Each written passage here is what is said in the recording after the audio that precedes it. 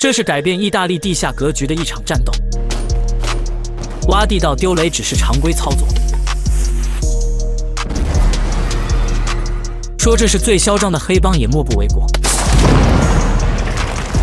Hello， 大家好，我是约翰。意大利黑帮神作《格莫拉》第3季为你奉上，千万不要小瞧这个憨憨的小胖子，他叫杰尼，掌控着整个罗马的地下黑帮，就连国际毒枭都要让其3分，只因为混账老爹想找个比他小3岁的后妈，他立马联合发小干掉了自己的亲生父亲。这还不算完，他为刚出生的儿子取了和父亲一样的名字。但让他没想到的是，老教父刚刚被杀，亲信老马就迫不及待地争夺地盘。作为这一切的始作俑者，教父唯一的儿子当然不会同意。在杰尼看来，如今只有他才是家族唯一的继承人。于是第2天，杰尼返回了那不勒斯，并贼喊捉贼地指责对方没有保护好父亲。看着杰尼气愤的样子，老马表示自己一定会干掉西罗，为教父报仇。很快通过打探，老马得知西罗心腹的藏身地点，于是老马带着人立刻行动。在以其家人性命的威胁下，对方供出他会在明天给西罗送护照，而这将是干掉西罗最好的时机。到了晚上，老马为教父举办了一场盛大的送别仪式，在所有人的注视下，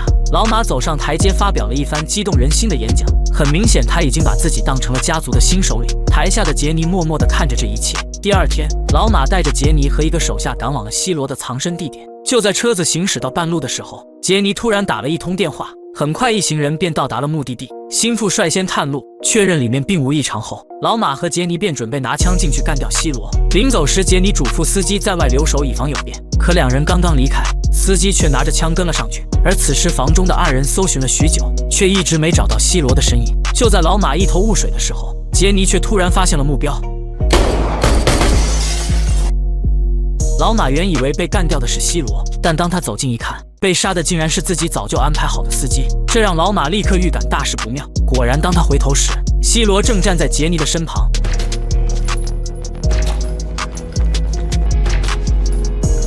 很明显，杰尼和老马都在算计着对方。他来时的那通电话就是打给西罗了，赶来的司机则是老马安排的一步暗棋，为的就是在干掉杰尼后，把罪名安在西罗的头上。如今终于大仇得报，西罗表示他会离开这个城市，永远消失。至此，整个彼得家族由杰尼成功接管。而在统一那不勒斯后，杰尼回到了罗马，继续他在罗马的宏图大业。另一边，黑老大刚刚被捕入狱，女婿就迫不及待地开始转移财产。事实上，就连老朱此次入狱都是由杰尼一手策划，为的就是能够将岳父取而代之。不过幸运的是，在其死忠小弟的帮助下，老朱最多1年就能出狱，而杰尼要做的就是在这1年内拿下对方所有的财产。可虽然混迹江湖多年，但对于侵吞财产他并不在行。于是杰尼找到了一个叫小杰的会计朋友帮忙。这天，他带着小杰来到了机场接人。很快，一个身影出现，来的不是别人，正是杰尼曾经在洪都拉斯的毒枭朋友华金。通过谈话，杰尼得知华金正与另一个毒枭开战，对方已经来到罗马寻找盟友，而他此次前来就是希望杰尼能够伸出援手。作为罗马的地下皇帝，很快杰尼便查到了对方的行踪。他把事情告诉了小杰，并请求对方帮忙，这让小杰一头雾水。对于杰尼的要求，他当然不敢拒绝。于是3人来到了一家超市门前，杰尼的手下早已在此等候多时。他让小杰在车里等待，自己则是和华金带着人冲进了超市。随着一阵枪声结束，杰尼的手下纷纷出门坐车离开，而小杰则是被对方叫进里面帮忙，这让他有了一种不好的预感。在拿着2个皮箱进入超市后，映入小杰眼帘的是2具已经凉透的尸体。杰尼让他清理地上的血迹，他则和毒枭华金1人拖着1具尸体进入了分割肉类的操作间。作为一个老实巴交的会计，小杰哪经历过这种阵仗，听着操作间里的剁肉声和电锯声，小杰再也忍不住跑进厕所吐了起来。很快，操作间的工作完成，2人把尸体装进旅行箱。随后，杰尼把手机交给小杰，让他给华金录下视频。这是毒枭们一贯爱做的行为，为的就是向敌对势力宣战。做完这一切后，3人趁着夜色把尸体沉入了河内。杰尼之所以让小杰参与，就是为了彻底操控对方。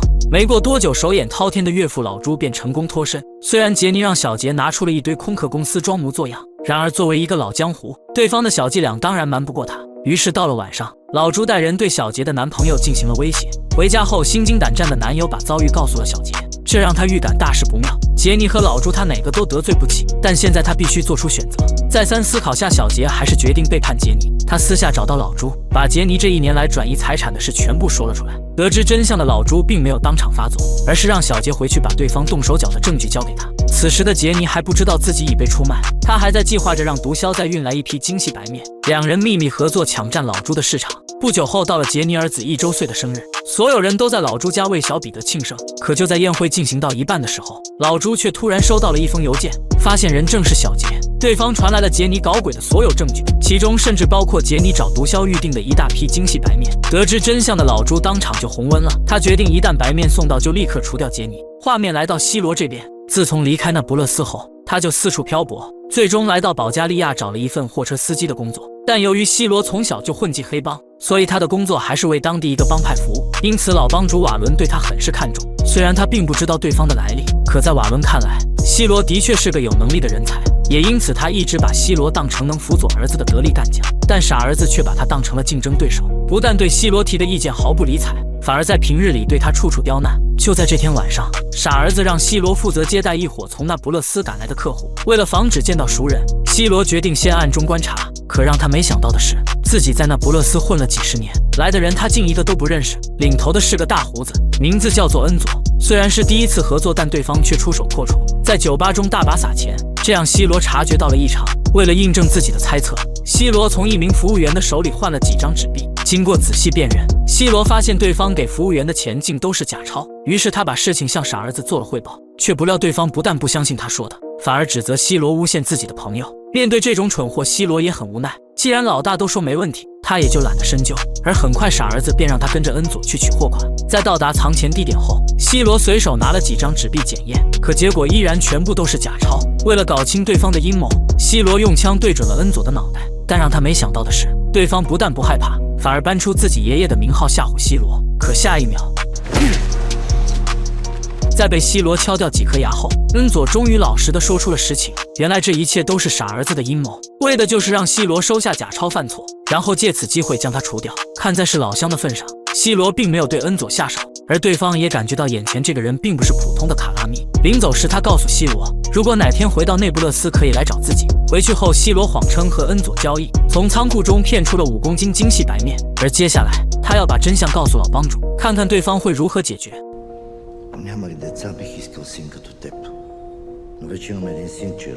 他当然明白对方的言外之意，很明显老大已经决定为了讨儿子的欢心除掉自己。想到这，西罗不再犹豫，先下手为强。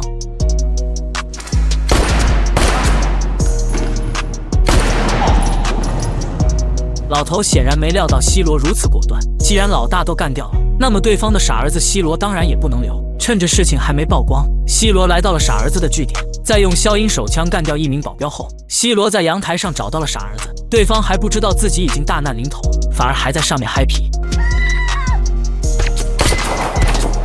至此，帮派因为这个傻儿子彻底毁灭，而西罗也知道自己无法继续留在这里了。再三思考下，他决定返回奈不勒斯重头开始。画面回到杰尼这边，他正准备带着亲信去见一个神秘人，而对方正是曾经的女老大香奈儿。如今香奈儿已经出狱，此次前来就是为自己儿子勒罗的死要一个说法。对此，杰尼提出只需要香奈儿交给他30%利润，他就在日后给对方持续供货。面对这个诱人的提议，香奈儿当即就把报酬放在了一边。回去后，他询问西亚的意见，西亚表示杰尼远在罗马，根本无法完全掌控这里的情况，他们可以先把抽成定为2成半，然后再慢慢的做手脚。聪明的西亚让香奈儿很是欣赏，对于这种人才，他当然要招到自己身边。可香奈儿不知道的是，对方完全是杰尼安插在他身边的卧底。而另一边，通过小杰的告密，老朱得知了杰尼的精细白面即将到达，他让小杰尽快把转移走的产业转回给自己。现在的杰尼早已不是当初那个愣头富少，察觉到岳父老朱知道了真相，杰尼只能准备将他干掉以绝后患。他给妻子阿祖拉打去电话询问岳父的位置，但对方却表示他也不知道老朱在哪。然而刚挂断电话，老朱的身影赫然出现，原来他早就控制住了阿祖拉，自己的亲生女儿胳膊肘竟然往外拐，如果不是血浓于水，老朱早就让他领盒饭了。虽然他可以原谅女儿，但对于杰尼这个白眼狼，老朱肯定要让他付出代价。于是就在第2天，杰尼和2个亲信运送白面到达约定地点时，一伙全副武装的杀手突然出现，几人不由分说直接把杰尼塞进了汽车，而他2个亲信的下场也显而易见。看到这一切的杰尼悲痛欲绝，却无能为力。不久后，杰尼被押到了一处码头，在一阵拳打脚踢过后，杰尼终于看清了来人，为首的正是岳父老朱和周围几个地区的老大。老朱表示，看在女儿和外孙的面子上，自己可以饶他一命，但死罪可免，活罪难逃。杰尼的所有生意和财产被全部收回，就连他的毒枭朋友都已经被人干掉。他的妻子和孩子更是让老朱软禁，他要让杰尼在那不勒斯像狗一样的活着。随后，老朱命人把杰尼扔到了大街上，让他自生自灭。那么接下来杰尼该何去何从呢？注意看，在那不勒斯的深夜，一个穿着超短裙的红发美女正在拦截一辆货车。就在货车司机疑惑之际，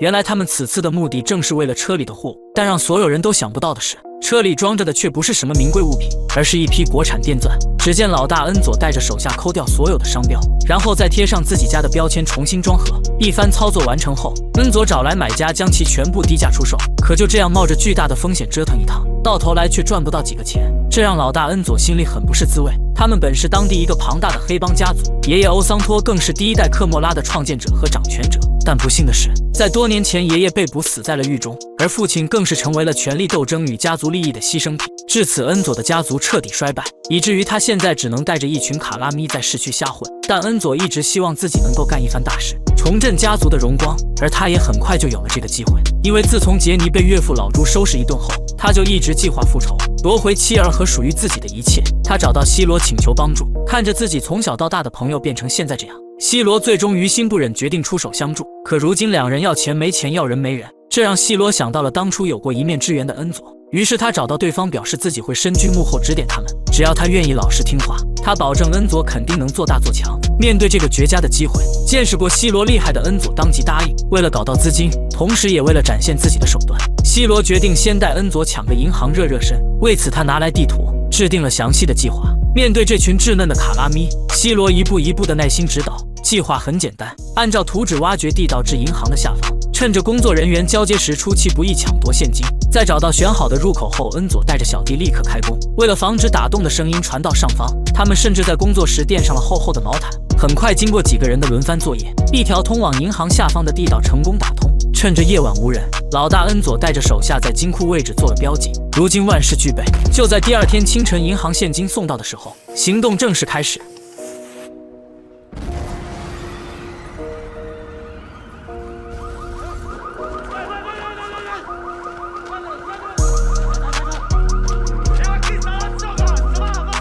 在预算好的时间内，几人装好现金返回了地道。此时另一边的出口早已有人接应，西罗进入一辆货车逃走，而其他人则是化整为零，乔装打扮，把钱放在不起眼的位置分批运出。不久后，所有现金全部送到了一处据点，这也是恩佐一伙第一次见到这么多钱，所有人都激动地欢呼雀跃。但和他们不同的是，面对如此多的现金，西罗却很是淡定，毕竟在他看来这只是自己小试牛刀。西罗告诫所有人不要得意忘形。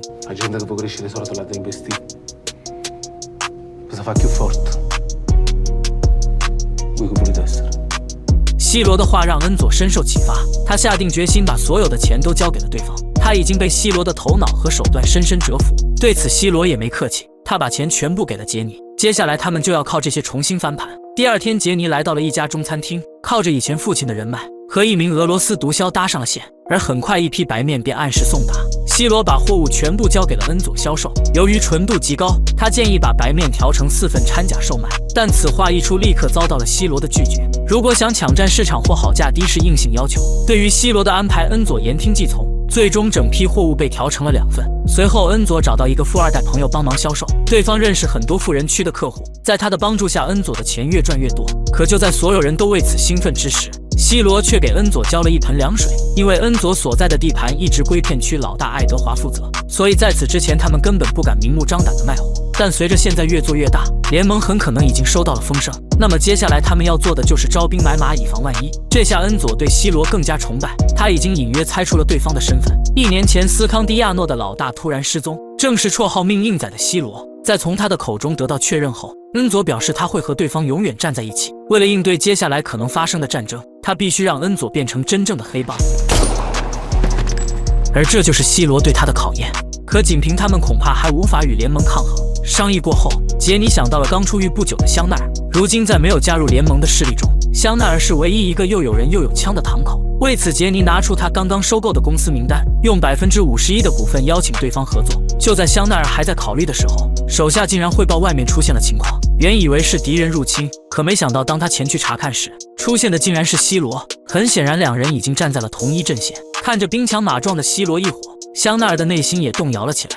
虽然答应合作就等于和联盟对立，但高风险也就意味着高回报。面对如此巨大的利益，香奈儿最终同意了与联盟开战。有了香奈儿的加入，西罗一伙如鱼得水，再加上富二代瓦莱的帮忙，他们的白面生意越来越好。为了防止被警方和联盟发现，所有送货的小弟都装扮成了快递人员。然而要想人不知，除非己莫为。如此明目张胆的入侵，很快便引起了当地头目爱德华的注意。面对这群卡拉咪的挑衅，爱德华当即就决定灭掉恩佐的帮派。但此言一出，却遭到了老大杰罗的反对。姜还是老的辣，杰罗表示战争是最低级的手段。这么多年来，恩佐一直安分守己，如今突然出来闹事，肯定是背后有高人指点。于是爱德华约见了恩佐，两帮人马浩浩荡荡来到了一处地下通道。爱德华开门见山，他愿意分给恩佐2条油水最多的街区，但作为交换，对方必须交代幕后之人的信息。在听到他的要求后，恩佐立刻拒绝。这群卡拉咪正是有西罗的帮助才走到今天，如果把信息透露给爱德华，是个人都知道他们接下来要干什么。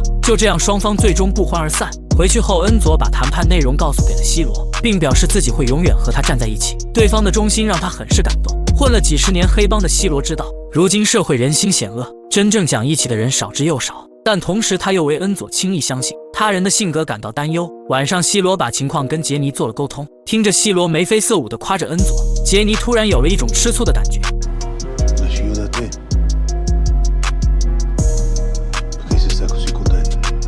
而另一边的联盟已经按捺不住，他们派遣一个卡拉咪在恩佐姐姐的店前引爆了一枚炸弹。当恩佐赶到时，里面已经一片狼藉，不过好在没有人员伤亡，而这也成为了双方战争的导火索。就在所有人群情激愤准备大干一场的时候，西罗突然打来了电话，他劝恩佐不要冲动，要想打赢这场战争就必须听从他的安排。而恩佐首当其要的就是确立自己的地位。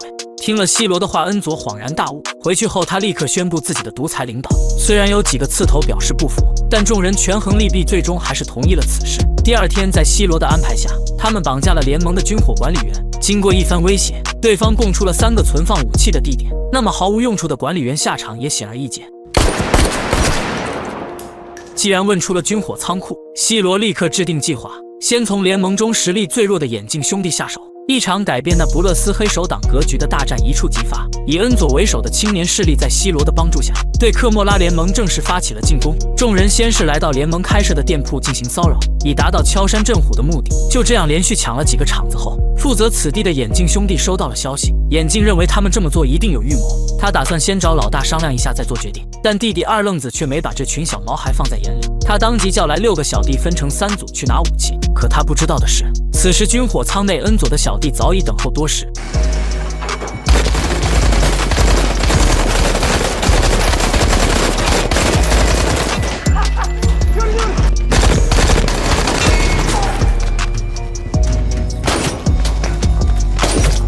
就这样，不仅把对方派来的人全部干掉，就连3个仓库的武器也尽数缴获。得知消息的二愣子彻底懵了，他怎么也没想到恩佐竟然这么厉害。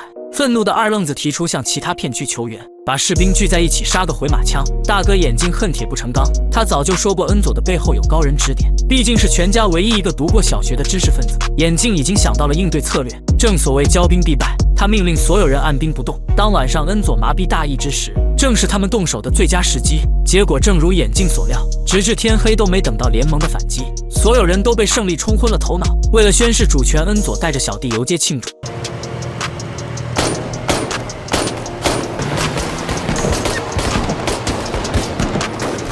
可幸运的是，尽管此时的恩佐很是膨胀，但他还是留了一手，提前通知女友留意大本营的情况。这一看就看出了猫腻。一辆陌生的汽车鬼鬼祟祟前进了地盘，女友立刻把情况告诉了恩佐。他让富二代瓦莱前去查看情况，因为他的穿着打扮不易引人怀疑。在最近的相处中，恩佐已经和他成为了最要好的朋友。于是瓦莱装作问路靠近了车辆，果然车窗打开，里面坐着的2人一看就不是善茬。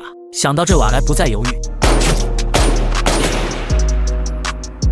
事实上，这2人正是眼镜派来的探路先行军。得知消息的眼镜兄弟彻底没了脾气，而这也让所有人意识到，他们并不是轻易就能解决的卡拉咪。秉着和气生财的准则，联盟老大约见了恩佐的幕后智人西罗。经过一番讨价还价，老大最终同意以让出福尔切拉商业街为代价，双方达成了休战协定。而很快，恩佐便收到了此次谈判的结果。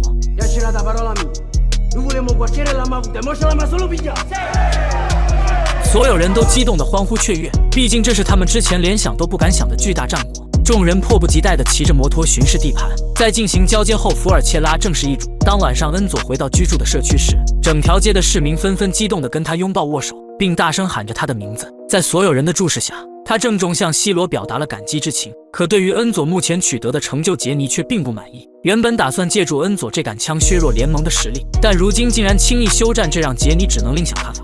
而就在第二天，恩佐姐姐卡梅拉在外逛街时，卡梅拉脑袋中弹，当场死亡。很快，恩佐便收到了消息，姐姐的死让他彻底愤怒。虽然恩佐并不知道凶手是谁，但唯一有嫌疑的就是爱德华，毕竟自己的地盘就是从他手里抢过来的。西罗也第一时间找到联盟老大对峙，可对方却信誓旦旦地表示此事与他们毫无关系，自己和手下不可能蠢到刚停战就在挑起争端。听了联盟老大的话，西罗突然想到了什么，于是他找到了杰尼质问，而杰尼也敢做敢当，直接承认他做这一切的目的就是激怒恩佐，重启战争。最后杰尼让西罗做出选择，是跟他站在一起，还是把真相告诉恩佐。无奈西罗只能将错就错，默许了杰尼的做法。另一边，失去亲人的恩佐彻底怒了，虽然不知道凶手是谁，秉着宁杀错不放过的准则，在打听到爱德华的位置后，他带着一个亲信就杀了过去。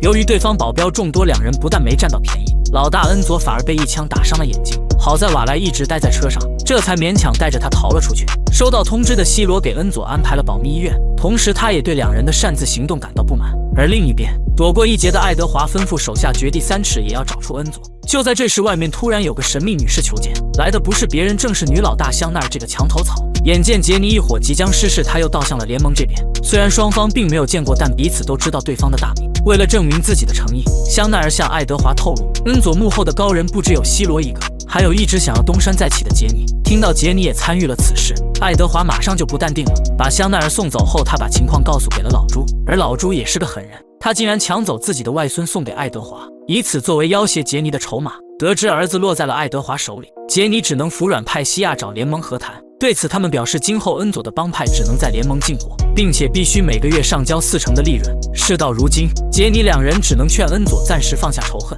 西罗更是向他保证，事情解决后一定会帮他报仇。就这样，恩佐从联盟中进了第一批白面。面对眼镜兄弟的嘲讽，众人也只能暂时忍耐。眼看他们如此听话，爱德华得寸进尺，他让西亚转告杰尼，必须再交300万欧元才能换回儿子。另一边，这群黑帮成员正在抱怨总部给的面粉质量太差。要知道，他们在1天前还掌握着那不勒斯最好的货源，上缴高额的佣金并放弃优质货源，但长此以往，帮内的成员已经大有不满。这其中，罗尼和东仔商议后决定私下行动，两人找到一个胆小怕事的医生作为接头人，绕开联盟，偷偷在其他渠道进货。很快，他们的精细白面便在酒吧销售一空。可两人不知道的是，他们早已被人盯上。很快，联盟的眼镜兄弟便收到了消息，对方违反休战协议。接下来，他们又可以拿这件事做手脚了。果然，不久后，杰尼按照约定让西亚送来了300万现金，这已经是他目前为止全部的身家。但眼镜与爱德华分完钱后，却拒绝释放杰尼的儿子。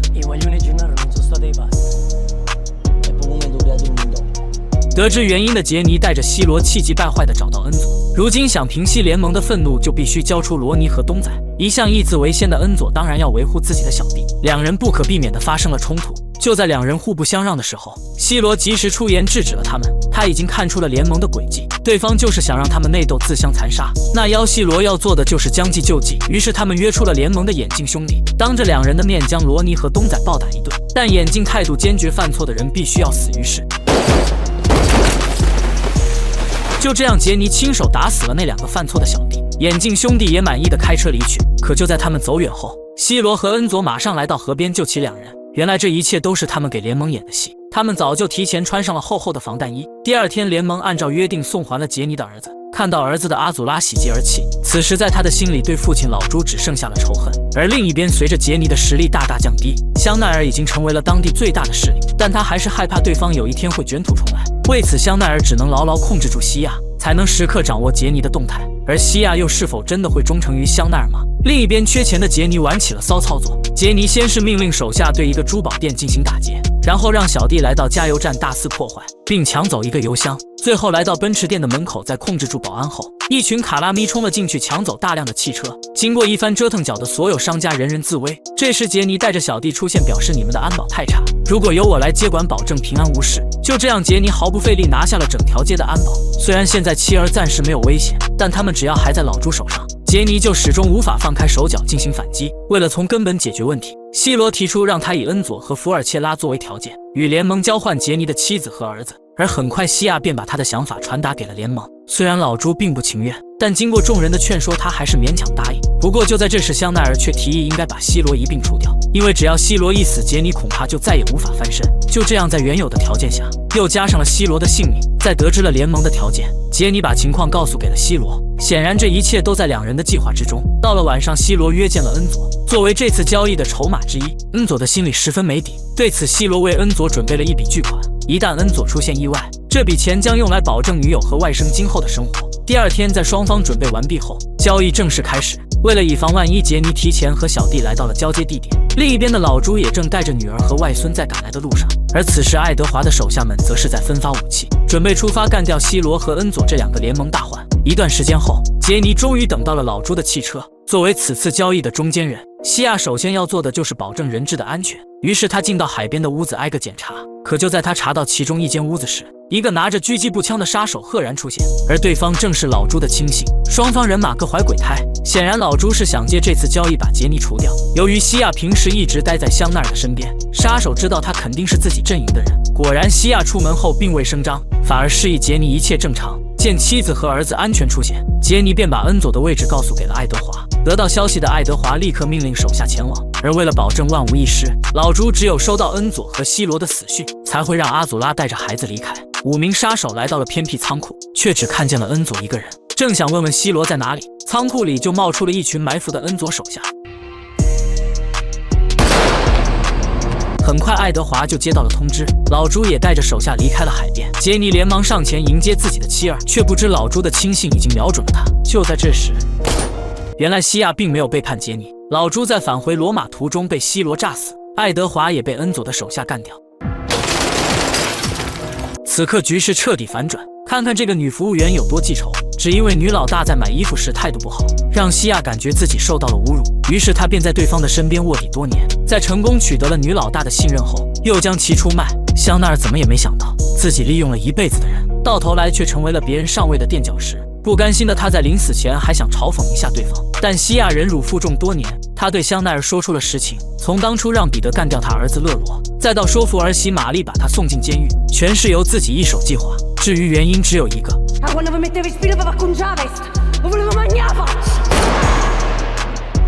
就这样，野性女王香奈儿正式下线。而另一边，伴随着香奈儿被杀，联盟正式与杰尼一伙谈判。由于之前的敌对身份，谈判前要互换人质，以免有人搞鬼。就在这个空档，眼镜的弟弟与恩佐的2把手瓦莱碰到了一起。对于杰尼即将成为最大的势力，两人都有些想法。凭杰尼的野心和心狠手辣，恐怕不久后就会对他们下手。一番商议之下，两人决定暗中联盟。而在此期间，二愣子还对瓦莱透露出一条重要情报，这个我们晚点再说。画面回到谈判桌上，谈判进行得十分顺利。恩佐的帮派芬德福尔切拉全部皆区，原爱德华家族的地盘则是由恩佐和杰尼平分。除此之外，杰尼还将成为联盟所有地区的供货商。面对这个双赢的局面，恩佐兴奋地邀请所有人一起庆祝。对此，杰尼和西罗都表示同意。于是到了晚上，他租了一辆豪华游艇举办派对。可就在杰尼两人登上游艇的时候，眼镜兄弟却来到了联盟老大的家。正当老头一脸疑惑至极，弟弟二愣子走到老头的身边，对他说：“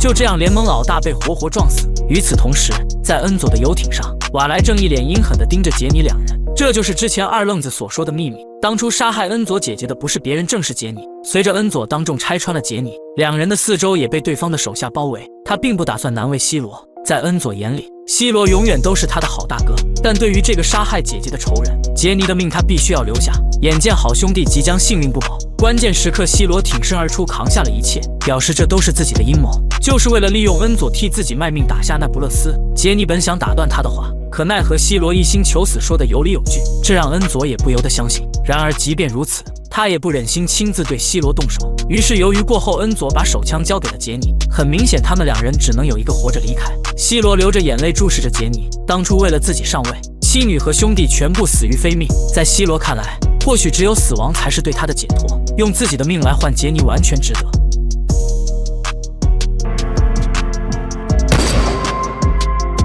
随着一声枪响，西罗缓缓倒在了杰尼的怀里。至此，格莫拉第3季正式完结。那么接下来杰尼又该何去何从呢？而西罗是否真的就这样下线了呢？欢迎点赞留言，我是约翰，我们下期再见。